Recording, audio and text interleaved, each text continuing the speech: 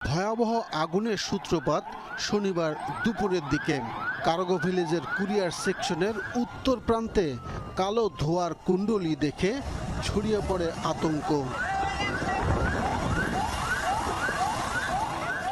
প্রথম দিকে বিমানবন্দরের ফায়ার সার্ভিসের দুটি ইউনিট এসে ব্যর্থ হয়। তলব করা হয় বন্দরের আশপাশের ফায়ার সার্ভিসের অন্য ইউনিটগুলোকে।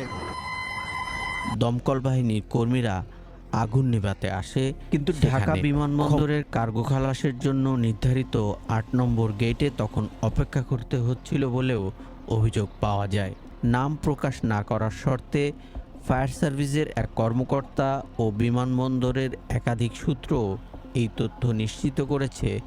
তারা অবশ্য এটিও বলছিলেন যে বিশেষ নিরাপত্তা এলাকা হওয়ার কারণে শুরুতেই প্রবেশ করতে পারছিলেন না ফায়ার সার্ভিসের অগ্নি নির্বাপন কর্মীরা।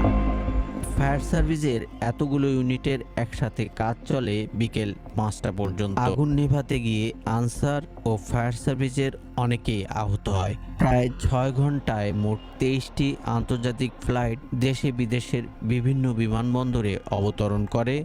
এর ফলে ভোগান্তিতে পড়েন অনেক যাত্রী।